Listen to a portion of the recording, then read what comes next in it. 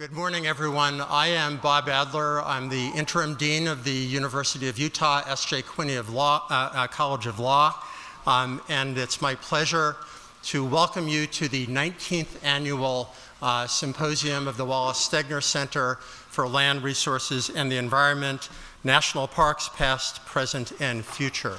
19 years. It's hard to believe that many of us in this room have been here each and every year for 19 years. Some of us have gotten a lot grayer, not because of the symposia, but in spite of them. And as many of you know, despite my current role at the College of Law, I have been proudly associated with the faculty and the Stegner Center from the outset, which makes me particularly proud to introduce this iteration of the Stegner Symposium series. I want to begin by thanking our donors, some of whom have been with us either from the outset or from many, many years. First, the R. Harold Burton Foundation, the founding donor for the symposium, providing principal funding for the symposium since 1996. The Cultural Visions Fund, which provides support not only for this symposium, but for other important Stegner Center programs, including our Young Scholar program and our lecture series. Also, the S.J. and Jesse E. Quinney Foundation, the Nature Conservancy of Utah, and the ABA section on energy, environment, and resources. So who could not be delighted about the topic of this year's symposium, our national park system? The concept of the national park system, as Bob Kiter is very fond of telling us, was clearly one of the most important, if not the most important ideas, concepts, gifts that the United States have given to the world. Millions of Americans per year travel to our national parks because of what the experience adds to their quality of lives, their education, natural history, environmental history, their spiritual well-being, just the break from cell phones and iPhones and tablets and multitasking. In my view, when you're in a national park, one task should be enough, right? Very different from what we experience in the rest of our lives. And here in Utah, of course, we have some of the most magnificent national parks in the country, if not the world, and we're indeed very fortunate. We're also fortunate to have Bob Kiter in our midst. There are few people in the world who are more closely associated with the two ideas that animate this symposium. Number one, the legacy of Wallace Stegner. Number two, the national park system, its history, its future, and its management. So it's my very great pleasure to introduce to you Bob Kiter, who is responsible not only for the design of this symposium, but for the vision and the reality of the Stegner Center as we know it.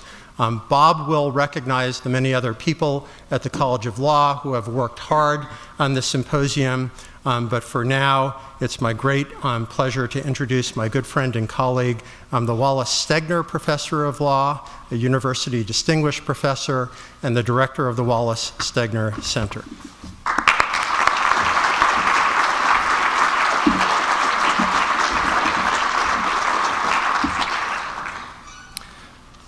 Thank you, Bob. And let me just begin by thanking everyone for being here. And let me welcome you to the 19th annual Wallace Stegner Center Symposium. We're just thrilled to have the opportunity to address the topic of national parks today. Before I say a little bit more about that, let me just also express my appreciation and thanks to our funders and supporters, and in particular acknowledge, as Bob did, the R. Harold Burton Foundation and the Cultural Vision Fund, which have been steadfast supporters of the Stegner Center in this event for some time. A few quick Announcements, just to get the mundane things over with to begin with. During our breaks, which are scheduled periodically in the morning and the afternoon, there are refreshments available downstairs. If you take the stairs down in the conference center that's located on the lower level, and if you haven't found them yet, the restrooms are down there also. The King's English Bookshop is going to be selling books outside of the conference center downstairs. They have our speakers' books and other books of interest, and all of our speakers would be quite pleased to sign books. So let me encourage you to take a look at the books that are available. We are also joined by several other local nonprofit organizations that have tables outside the conference center. Take a few minutes to look at the materials and to talk with their representatives during breaks. I'm advised that only water in sealable containers are allowed inside the auditorium. So if you have a water bottle, feel free to bring that in, but everything else should not be brought into the public library auditorium. I also would like to, in getting into this topic, dedicate the symposium to Joe Sachs, who passed away just last month. Joe was a dear friend, a mentor, a true scholar in a broad sense, both of environmental law, and he also made major contributions in the field of national parks. We'll miss it.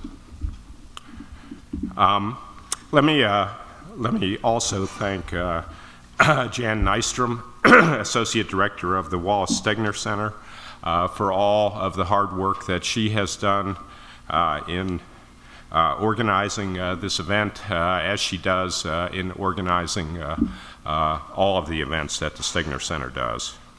And let me also acknowledge Kayla Bernard Smith. Many of you have met her. She really does extraordinary work in handling all of the logistics for our symposiums and our other events. As my colleague and friend Bob Adler noted, the national parks have been regarded for some time now as one of America's best ideas. We are, as we'll hear during the course of this symposium, on the eve of the centennial of the national park system, which will occur in the year 2016. The system itself, along with the National Park Service, will be 100 years old. It seemed to us at the Stegner Center that this would be an appropriate time to address that topic and try to help kick off some of the centennial events and opportunities that will be presented. And there are a variety of initiatives along with books, films, and other things in the offing. I think we'll hear a little bit about that over the course of the next few days. We can't gainsay the value of our national parks. They truly are the place where we conserve our natural, our cultural, our historic heritage. They also have enormous economic value to the states and communities where they are located. Proved quite graphically during this recent government shutdown when the state of Utah actually paid to get the national parks open again, and it wasn't alone in doing that. Ironic, perhaps, that this morning, if you read the paper, Congress passed legislation, that is, the House of Representatives passed legislation to amend the Antiquities Act, which, of course, has been the legislation responsible for the protection of numerous national parks. That is, lands that became first national monuments and then national parks. In the state of Utah alone, 4 of our 5 major national parks were protected as national monuments initially before they became parks. We'll talk more about all of that as we move forward during the course of the symposium.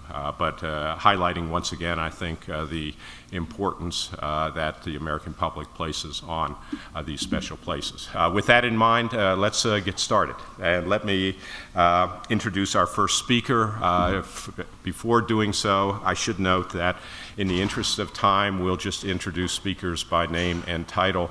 There's biographical information about each speaker in the programs that you have. We're very pleased to have with us Mark Fiege, who is a professor at the Public Lands History Center in the Department of History at Colorado State University, who really will set the stage for us, providing historical background on the parks, addressing the topic of national parks in the course of modern American history. Mark, thanks for joining us.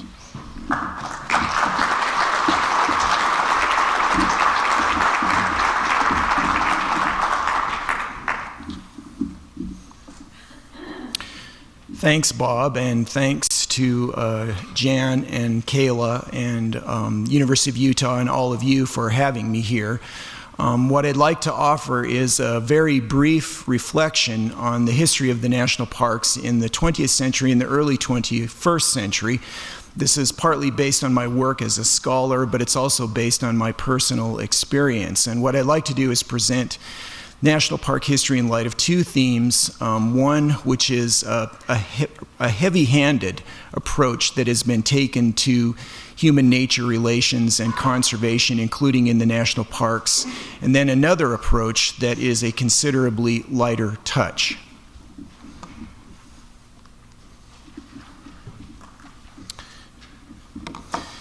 My story begins on an afternoon last August at Rocky Mountain National Park. I was sitting just inside the open doorway of Blister Rust Dorm, built by the Civilian Conservation Corps in the 1930s. Blister Rust Dorm is among a group of rustic cabins, apartments, and lodges that house seasonal employees, firefighters, and visiting researchers and students. It is an aging but still serviceable structure, sheathed in wide lap siding painted in dull forest green, updated and repaired many times, but in ways that have not effaced its origins. The CCC boys who built and lived in it were given the task of dealing with blister rust, a fungus that infects 5-needle pine trees. According to the thinking back then, currents harbored the rust, and so the army of young men fanned out across the park and destroyed every currant bush it could find. The destruction of currents, which the U.S. Geological Survey and the National Park Service have described as a war, went on for nearly 4 decades at Rocky Mountain and other national parks, absorbed about 500,000 gallons of the herbicide 2,4,5-T, and eliminated some 14.3 million native plants from the landscape. As I sat in the doorway, my mind was not on the absolutist, reductive, all-or-nothing military style of conservation that the CCC represented. I was at Rocky Mountain National Park for the inception of a special field course, Parks as Portals to Learning, a joint project involving faculty and students from the Public Lands History Center at Colorado State University and resource management personnel affiliated with the Parks Continental Divide Research Learning Center. Parks as Portals to Learning is an outgrowth of an alternative conservation tradition that contrasts with the CCC approach. Ben Babowski, the chief of resource stewardship at the park, uses the adjective elegant to describe it. Rather than the gender-exclusive, racially segregated, militarized democracy characteristic of the CCC, elegant conservation is socially inclusive and strives for a democratic pluralism that honors differences while trying to harmonize them in support of shared goals. Rather than a man-over-nature reworking of the landscape to suit the needs and tastes of industrial society, elegant conservation is premised on an ecological holism that seeks human fulfillment in service to non-human natural values. Rather than advancing universal, totalizing, simplistic, static solutions to management problems, elegant conservation emphasizes workable, provisional strategies based on an awareness that landscapes always are in transition and shaped by their histories. From my seat in the doorway of Blister Rust Dorm, an historic expression of absolutist conservation, I saw traces of elegance. Inside, around worn tables and on beat-up sofas, and outside, on picnic tables under the pines, my colleagues, our students, and our National Park Service partners, women and men, young and not so young, Euro-Americans and people of color from a range of disciplinary backgrounds and life experiences, clustered in small groups to discuss resource management problems and their potential solutions. We had just returned from Moraine Park, a landscape heavily modified by past human use and now slated for ecological restoration, and therefore an outstanding study site for parks as portals to learning. From their field observations of Moraine Park, the students had begun to generate research questions. Now, in consultation with faculty and NPS personnel, they were inching towards some possible answers, which, in a matter of days, they would present to park managers. Maybe it was the warm, fragrant air, or maybe it was my sentimentalism, but right then, I realized there was no other place I would rather be than at Blister Rust Dorm.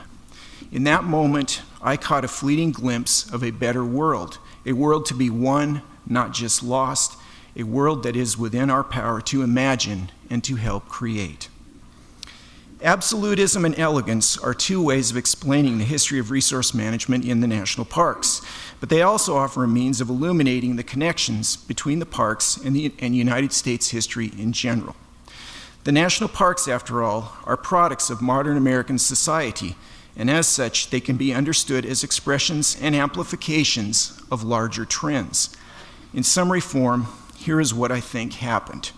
Here are the sources of absolutist and elegant conservation. During the 20th century, the United States confronted a series of global crises, and these of necessity influenced the national parks and the National Park Service. Colonialism and imperial rivalries, World War I, the Great Depression, World War II, and the Cold War were events of planetary significance, and historians often have labeled the core decades of the period the age of total war. To establish national sovereignty, fight wars, and overcome the Depression, the United States undertook a vast reshaping and mobilization of its people, its resources, and its landscapes.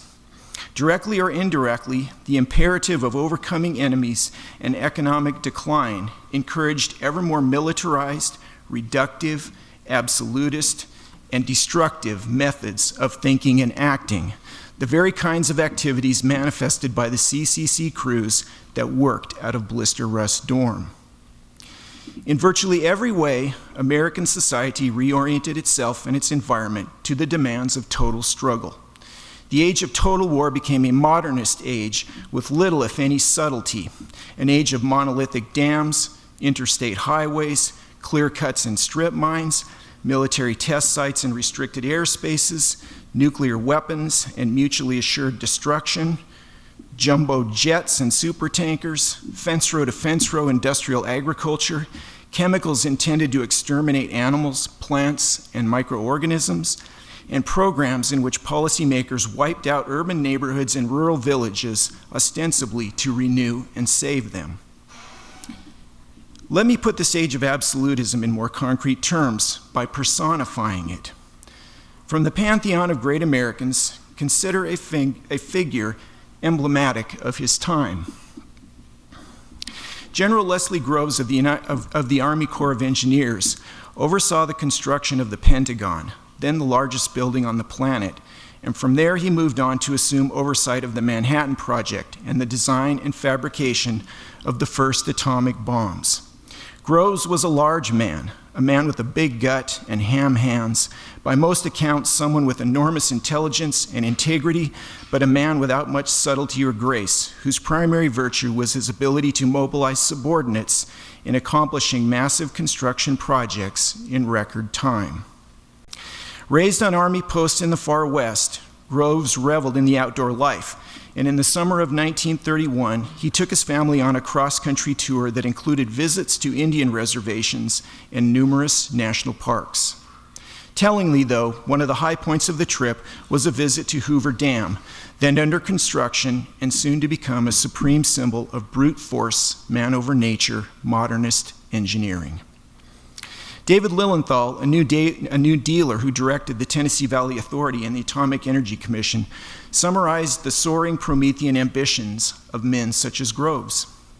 Today it is the builders and technicians that we turn to, Lilienthal wrote in 1944, men armed not with the axe, rifle, and bowie knife, but with the diesel engine, the bulldozer, the giant electric shovel, the retort, and, most of all, with an emerging kind of skill, a modern knack of organization and execution. When these men have imagination and faith, they can move mountains. Out of their skills, they can create new jobs, relieve human drudgery, give new life and fruitfulness to worn-out lands, put yokes upon the streams, and transmute the minerals of the earth and the plants of the field into machines of wizardry to spin out the stuff of a way of life new to this world. It would have been remarkable indeed if these developments, which permeated all levels of American life, had not touched, to some degree, the national parks. My purpose here is not to condemn or to criticize, but to consider the ways that the absolutist approach epitomized by General Groves may have shaped park management. Founded in 1916, the National Park Service had roots in the Frontier Army, and it was among a family of constabulary forces that patrolled protected areas and national borders in colonial settings around the planet for much of the 20th century. Historians have yet to assess the enduring influence of the armed forces on the Park Service, as demobilized veterans of the World Wars and the Cold War, mostly men, joined the agency and carried with them a military penchant for hierarchy and a military approach to organization and execution, to apply the words of Lilienthal. The agency's early commitment to fire suppression perhaps best exemplified that influence, but traces of it were evident, for example, in the national park projects of the Civilian Conservation Corps and later in Mission 66, the 10-year construction program that installed the park's modern infrastructure. It would be unfair to Director Conrad Worth, the architect of Mission 66, to analogize him and his brainchild too closely to Groves and the Manhattan Project, but it would be equally unfair to say that the modernist outlook that motivated Groves exerted no influence on Worth. There is at least some congruity between one government agency that split atoms and another that sliced through a polished granite face to create a Mission 66 highway, the modern Tioga Road in Yosemite National Park. And yet, if the National Park Service bore the powerful impress of an absolutist type of conservation, it also was subtly and no less decisively shaped from within by a lighter, more elegant touch. While American society reoriented to meet the absolute exigencies of total war, there were people who sustained alternative points of view that questioned the dominant trends. The science of ecology offers one important example. Even as ecology became ever more reductive and drew its concepts from cybernetics and military operations research, the discipline never let go of its key insights: that life is linked to all other life, and that self-organizing systems of interacting species amount to more than the sum of their parts. Philosophical pragmatism, marginalized for much of the era of total war, offered another source of alternative thinking and sustained an anti-absolutist, anti-foundational commitment to grassroots democratic process, uncertainty, and provisional truths. There were other sources too, nurtured and sustained on the margins and in the recesses of American society. Much as I personified absolutist attitudes toward nature in the figure of General Leslie Groves, perhaps I might personify the alternative in the figure of another great American, someone more likely more familiar to you. The forest ranger, wildlife scientist, professor, and conservationist Aldo Leopold offers a contrast to the absolutism of people such as Groves. Whereas Groves represented the authoritarian, man-over-nature, brute force approach, an unconstrained Prometheanism of big guts and ham hands, Leopold advocated a lean, nimble method of thinking and acting that called for an ecological conscience, a recognition of human membership in a land community, and a goal of land health, not a total war victory over the forces of nature. Whereas Groves championed big science and large-scale technologies, Leopold criticized militarism and industrial excess and imagined pragmatic innovation at the local level. Far from abandoning the axe, the gun, and the Bowie knife, as Lilienthal urged, Leopold embraced them. As he said, wildlife could be renewed through the creative use of the same tools which have heretofore destroyed it: axe, plow, cow, fire, gun. More famously, Leopold asserted that the first rule of intelligent tinkering is to save all the parts, a statement which imagined the land manager not as a master of the earth, but as a householder working out of a backyard garage or a basement shop. Perhaps most important, in striking contrast to Lilienthal's Promethean escape from the past into a way of life new to this world, Leopold was a proponent of an historical perspective that he called land history, and which today we know as environmental history. Much as the absolutism characteristic of Groves touched the national parks and the National Park Service, so did the elegance of Leopold. In the midst of the age of total war, in the midst of the relentless assimilation of planetary environments into the military-industrial paradigm, some National Park Service personnel began to shape an alternative way of thinking and acting. The most famous person in this group is George Wright, the first PhD biologist in the agency, the lead author of the service's first scientific studies of wildlife, and which he personally funded, a proponent of a Leopold-style land history, and by all accounts, a kind and sensitive man. It is probably no coincidence that the person who did the most to introduce the biological sciences to the National Park Service was born in 1904, and thus was too young to have served in the armed forces during the First World War. Rather than reinforcing the Park Service's military basis, Wright brought something new to the agency. And there were others who shared his general outlook. The biologists Adolph Meary and Victor Cahalan, for example, or Floyd and Ruth Schmo, Quaker peace and social justice activists who worked at Mount Rainier and who envisioned national parks as sites of moral reflection and healing in response to the mass destruction of the world wars. Although absolutist methods reigned supreme through much of the 20th century and left an indelible impress on conservation, including in the national parks, their eventual breakdown created an opening for new ideas and practices. Nuclear fallout, the indiscriminate and ecologically destructive application of herbicides and pesticides, the environmental destruction caused by giant dams, a failed Southeast Asian war that also was an ecological disaster, the failure of the nation fully to live up to its stated social and political ideals, the suppression and exclusion of wildfire from the public lands, the failure of the National Park Service to put nature and ecological science ahead of industrial tourism. These and many more problems weakened the old order. By 1970, the breakdown was evident to all, and a new decades-long period of strife and division, which the intellectual historian Daniel Rogers calls the age of fracture, was underway. Yet, in the midst of fracture, in the midst of division and political stalemate, a new order was in the making, a new way of seeing, thinking, and acting that began to burst forth by the 1990s after the end of the Cold War. Ecology outgrew its reductive tendencies and became more holistic, historical, and oriented to advances in systems theory, especially complexity, and to a growing scientific emphasis on biodiversity and conservation biology. The discipline of history turned away from determinism, absolutist notions of objectivity, and the dead end of postmodern theory. In the process, historians rediscovered the contingency of past events and explored ever more deeply the importance of nature and the environment to human affairs. Students of management looked beyond hierarchical authoritarian methods and began to envision a relational, process-oriented learning organization.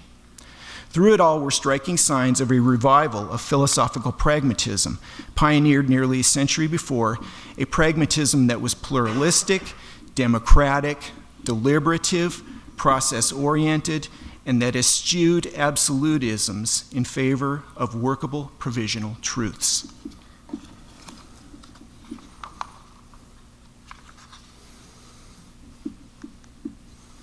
As in the past, the trends coursed through the national parks. The Omnibus Management Act of 1998 and the ensuing Natural Resource Challenge fostered a slew of efforts to recover from the age of fracture and reconfigure the parks and the National Park Service in new, more flexible ways.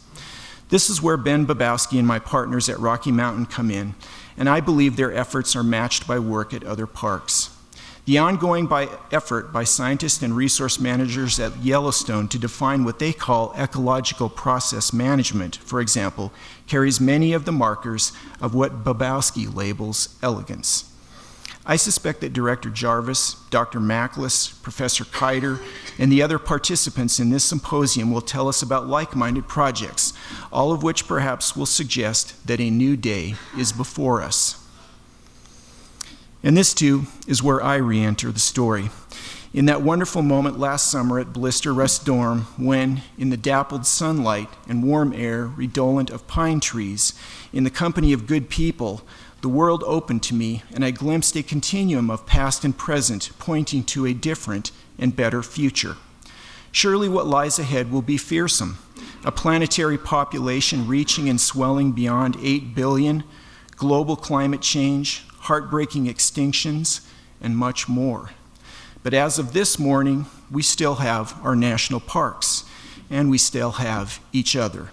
If we work together, perhaps we can complete the passage away from an older time, a time of total war, absolutism, and fracture, and into a new era of elegance. Thank you.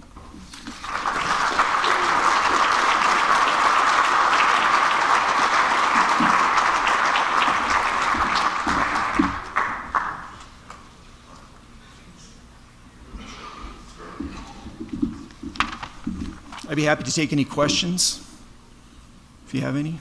I've got a quick one. Sure. Would you see kind of this new era of elegance kind of in parallel with sort of, I would say, the reshaping of our economy to a more, at least in part, sort of home, there's a lot of homemaking, maker bots are a big thing, more kind of home industry rather than sort of a big economic, umbrella, sort of a monolithic economy. Sure. Would you see that kind of in parallel? Is there some connection between the concept of elegant conservation and a reorientation of the economy away from large corporate structures and down toward local production and things like that? And I had never really actually thought about that too much, but I think you may be onto something. And again, elegant conservation is not won the day. We still have corporations, we still have a large military. That idea that humankind can just do whatever it wants with nature is still prevalent in our world. But yeah, to the extent that people are trying alternatives, they're trying to find something new, I think that's really going on. I think this trend has been missed by pundits and policymakers inside the Beltway. I think it's been missed by a lot of academics. But as I read it, and based on my experience, I think there's a lot of people who are experimenting at the grassroots level. I think there's a lot going on, and so yeah, I think maybe you've made an important connection there. Yeah. Yes, Jeff. Can you tell us a little about the Parks as Portals to Learning program? Yeah, this is in some ways the brainchild of Ben Babowski, the guy up at Rocky Mountain National Park, and it's an outgrowth of a program he ran out of Utah State called Tahabi. And the idea is to bring together academics and their students and that kind of more academic knowledge and bring that together with the real world experiences and needs of the park personnel and bring them together in a kind of mutually informing way. So I think that's the basic idea. And my center, the Public Lands History Center, is an outgrowth of the CESU system, the Cooperative Ecosystem Studies Units program, which is itself an outgrowth of the Omnibus Management Act and the Natural Resource Challenge. The Continental Divide Research Learning Center at Rocky Mountain National Park also is a child of those things. And so my center and the center at Rocky, I think, are siblings. The reality of this is just beginning to sink in for us. But, you know, it's a great opportunity for us to work with people in the Park Service. Other questions? Yes. What are the effects on human beings of the chemicals that the Park Service used in the parks to destroy bushes? What are the effects on human beings of chemicals used by the Park Service on the current bushes? You know, I can't say, I don't have the expertise or knowledge at this point to reflect on that. You might want to put that in the context of lots of chemicals brought into the parks. Automobiles bring chemicals into the parks. There's a whole range of machinery and plastics and other things that are ubiquitous in our world that introduce toxins, endocrine disruptors, etc., into our environment. So I would say that the 2,4,5-T efforts to get rid of the current bushes are just a tip of an iceberg. It was a tip of an iceberg of an overall attempt to use modern chemical technologies and other means to reshape the landscape, reshape the world. Yes, other question up there. Sir, excuse me, sir, as a retired military officer and a veteran, I think you failed to make the case that the military was a boogeyman in the establishment of our national park system. If anything, the CCC and other organizations around which the military influence is obvious did great things, I think, in our national forests and our national park system. And as far as dams and nuclear policy and so forth, that's national policy. That didn't center around one man. So I take exception to what I feel was an attack on the military in your presentation. Thank you. Thank you. The gentleman feels that I attacked the military, and let me affirm that I did not. And that was not my intent, and if I came across that way, then you have my apology. I did say in the middle of my talk that I was not here to criticize or condemn, but just to observe. And I agree, the CCCs did some wonderful things. Every time I go up to Rocky Mountain National Park and see the wonderful trail work they did, trail work which prevents erosion and things like that, I'm reminded of that fact. Nonetheless, the CCCs were organized along military lines. They did do things like try to eliminate all of those current bushes. And I'm not the only critic of the CCC in that sense. I'm not the only one. Other people have been far more critical of the agency than I am. So I'm merely just trying to describe the reality of the powerful impress of a military approach to managing the landscape. General Groves, a man with deep intelligence and integrity. If you want to win a war, if you want to build a bomb, he's your man. And perhaps we should overall be more thankful than not that he was in charge of that. So no, I don't mean to impugn the honor of the U.S. Army and other branches of the armed forces, but I think this is an element of how we've treated the landscape that I think we need to explore a little bit more. Yes?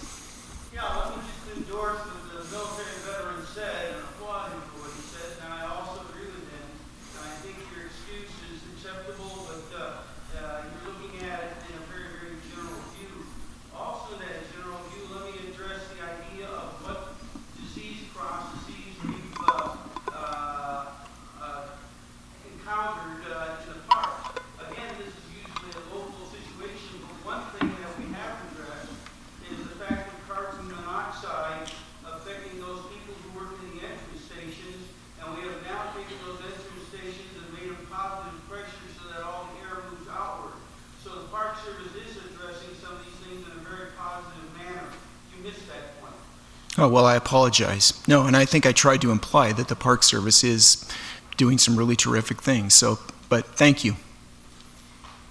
Other questions?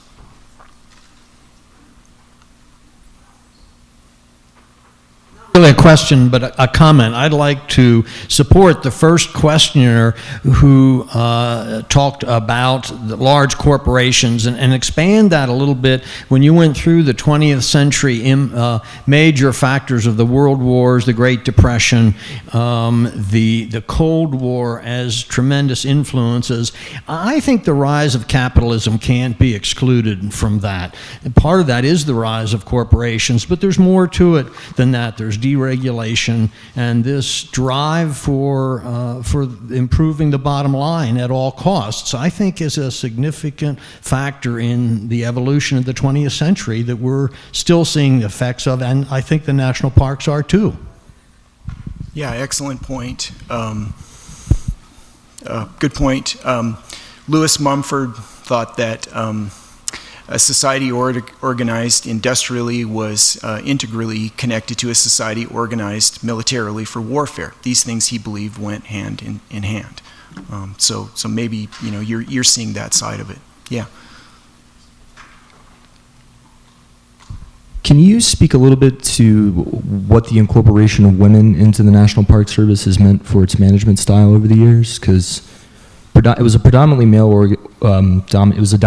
predominantly male organization very early on, and then obviously women have been incorporated into it, and I think that's what we're speaking to. I'm probably not the best person to reflect on that, but I would say that the women's movement, the Civil Rights Act, and the attempts to be much more inclusive have transformed all elements of professional work. Park work, as well as my own work as an historian. The historical scholarship was revolutionized by the inclusion of women. You doubled the brain power of people examining the past. And I suspect that kind of effect has occurred also in the national parks. But again, I'm probably not the best person to speak directly to that. Yes? I was recently in Yellowstone, and there are many historical military buildings Mm-hmm. in Mammoth. So the military was originally in charge of that park. Was that true of other parks? And how was the transition made from the military running that park to the way it's managed today? Was that just a unique thing, or was that a common trend? Well, there were other parks. Yosemite, for example, was under Army stewardship. And then at Yellowstone, at least, and at Yosemite, men were mustered out of their Army units after 1916 and then assumed positions in the National Park Service. So right there was a transfer of men from the Army into the Park Service. The question I have, though, is one that I raised in my talk, which is what's the effect of continuing generations of men coming out of the armed forces, World War I, World War II, Cold War, etc., and how did that reshape thinking and actions in the parks? Thank you.